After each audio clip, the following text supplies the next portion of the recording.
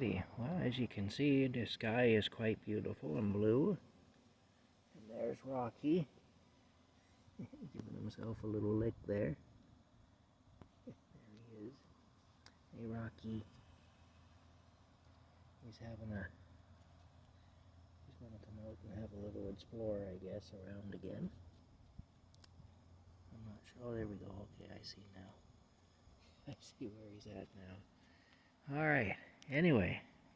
I guess this will be another rant of sorts. Not as much about our government this time, although our government does factor into it in a way. What I want to talk about now is something that I think I will call the Mule Mentality. And I'll tell you what I mean by that, by the Mule Mentality. Basically, in the old days, when, before we had motorized vehicles, goods were moved by horse and by different beasts of burden. They used bison in some cases, they used horses, they used donkeys, mules, and so on. Anyway, I remember my dad had a saying when I was a little boy. If somebody cursed a lot, if somebody used a lot of bad words, he would say that they swore like a mule driver. Oh yeah, he swears like a mule driver, he'd say, And I guess because driving a mule was kind of a frustrating process, and mule drivers must have been known to swear quite a bit or whatever, because they'd be so frustrated with the animal trying to get it to do whatever they wanted it to do. Anyway, one trick that they used to use, though, is they'd have a pole, and they'd have a string attached to the one end of this long pole, and they'd hang a carrot off the string, and they'd dangle that in front of the mule just far enough away.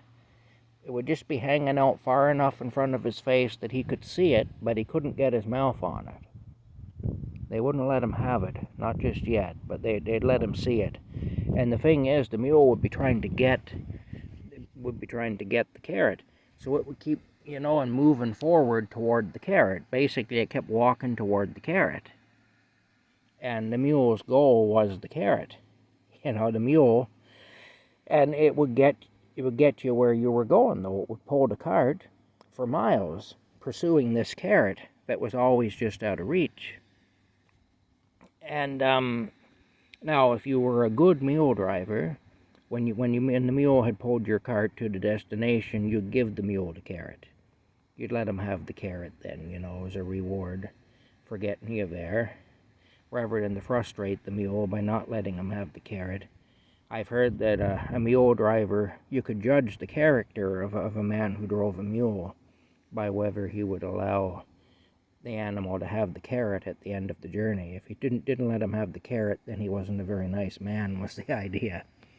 And there's probably truth in that. I could see that, But anyway, the thing is, though, when I say a mule mentality, you see, the mule would take you on a journey that was miles long. A mule would take you into town or wherever, and it didn't care about the end journey. It didn't care where it ended up. It just wanted that carrot. It wanted that gratification of having that carrot. So its whole focus was getting the carrot. Got to get the carrot, And it wouldn't see the bigger picture. All it saw was that carrot, and it wanted to eat that carrot, Well, people are more and more like that. People are increasingly not seeing the bigger picture. They're narrowing their focus, and they're focusing on some pleasure that's directly in front of them, And I think a big part of the reason for that is the lack of hope. It's like, well, I'm done anyway. I'm never going to have anything. I'm never going to achieve anything. Nothing matters. It's all for nothing. Life is pointless. But, I've got this temptation in front of me. I've got this pleasurable thing in front of me, and I know I can have that now, and for a little while, I'm going to have some pleasure. So whether that's alcohol, or drugs, or sex, or, a video game, sleeping in instead of getting up and going to work, or whatever it is. I'm going to indulge in this pleasure because what's the point? I'm going to be dead tomorrow anyway. It's like the old sleep, drink, eat, drink, and be merry, for tomorrow you die. It's that sort of a thing, that kind of an attitude. And I'm seeing that becoming more and more prevalent as people give up hope. And it used to be, unless you were a fool, you would weigh the consequences of your actions. There were times, and I wasn't a very popular guy with girls when I was young, and I'm still not popular with women, but there were times when I was young, occasionally, when an opportunity would present itself, where a girl would actually indicate that this can happen if you want it to. It didn't happen often. It happened maybe 3 times in my entire during my teen years. And generally, I wouldn't avail myself of that. I can think of one situation in particular where the girl had a boyfriend, but she was wicked mad at him because he'd done a really crappy thing to her that night. And really let her down in a big way, which he kind of did on a regular basis, this guy, but she always would go back to him, There'd be a big fight, and then she'd go back to him. But there was that, and she was drunk. And this was a girl I had a crush on. I was very, very much attracted to her, and it's not like there was no temptation, but she did that. And this was back in the 1980s. So this was back when we still had hope. And the thing is, I knew that if I did anything with her under those circumstances, that it wouldn't go well in the end. I knew that she's liable to feel like I took advantage of her when she was vulnerable. I was concerned about that. I thought, how's she going to feel about this in the morning when she realizes what she's done? How's that going to affect our friendship, and so on? How's that going to affect any chance I might have with her in the future if she, has the common sense at some point to dump this a-hole that she's with now? How's that going to affect any possibility I might have of something more substantial with her? Something better even than a one-night stand, and so on. And so how's this going to affect my reputation? If I do this, am I going to be looked at as a guy who takes advantage in that way, And so even though there was a part of me that wanted to go through with it, I knew that I could see the bigger picture. I was thinking ahead to what's going to happen in the morning, and what's going to happen tomorrow, and the day after, and next week, and next month, and next year. And I decided not to trade my reputation and any possibility I might have of something developing with this girl in the future, because I really liked her. I decided not to trade that for an evening of pleasure with her, and for satisfying my curiosities that I had about her that way, because of course I was attracted to her, so naturally there was sexual curiosity there. Not like I didn't want to know what it would be like to be with her that way.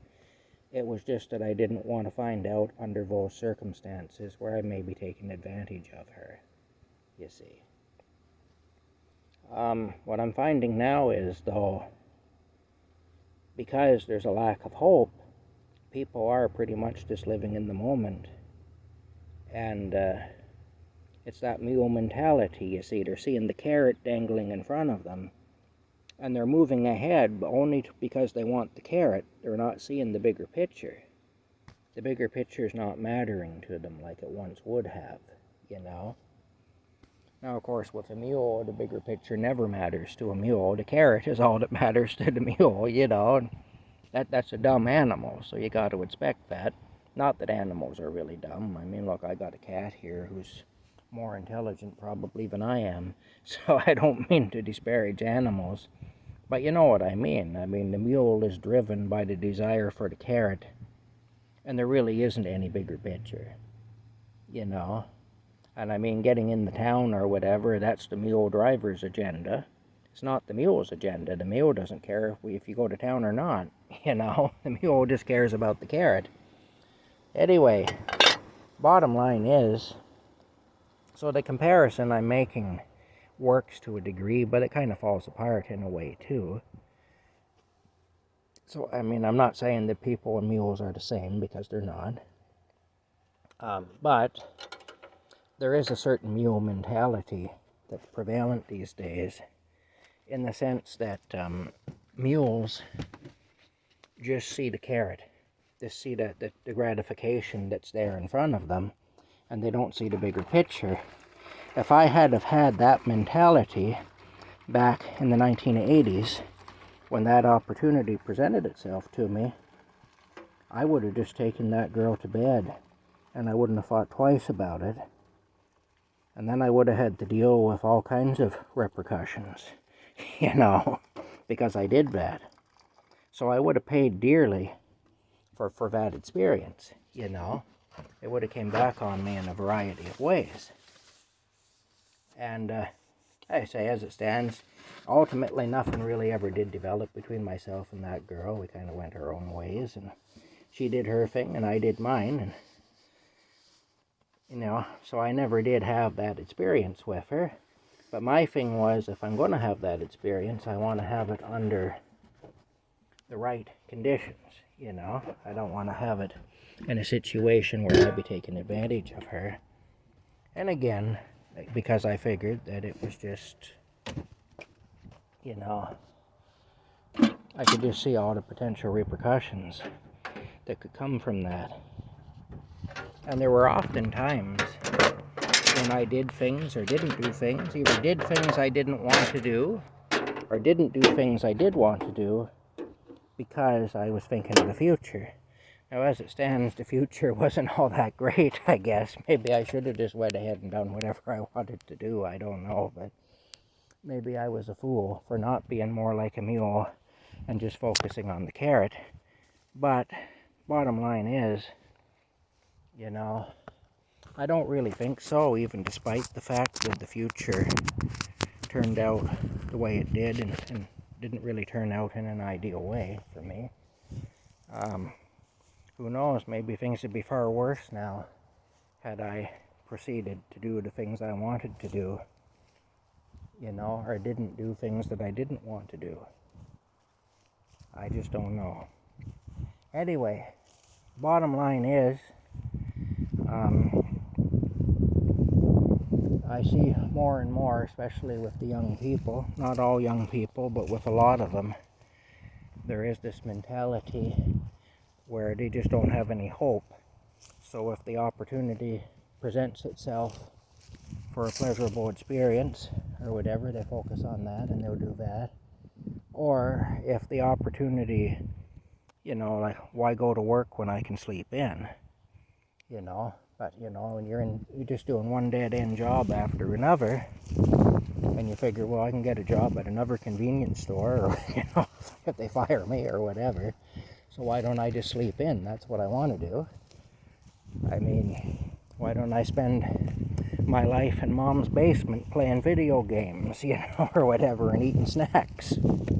You know, what else is there? I enjoy that, at least, you know. Well, I mean, really, we tend to put them down for having that mentality.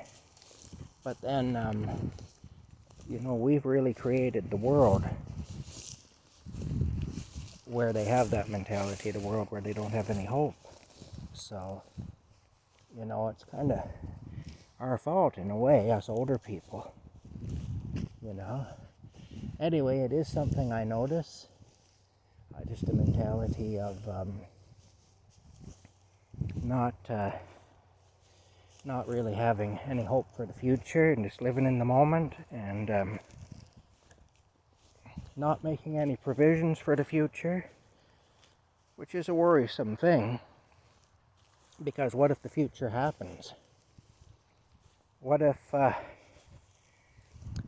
what if these people outlive their parents?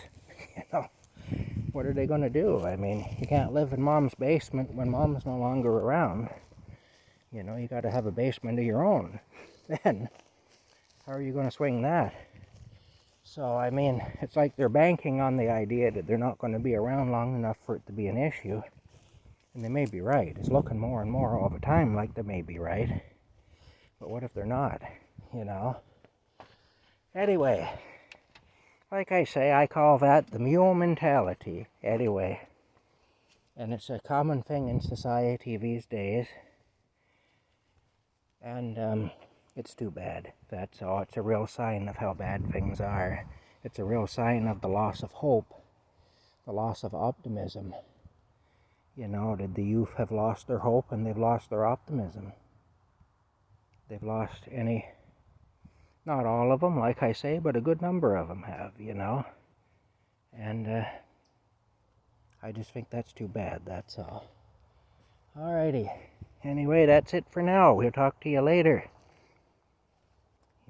Don't just focus on that carrot. There's more to life than the carrot. Enjoy the carrot when it comes your way, but don't focus on that.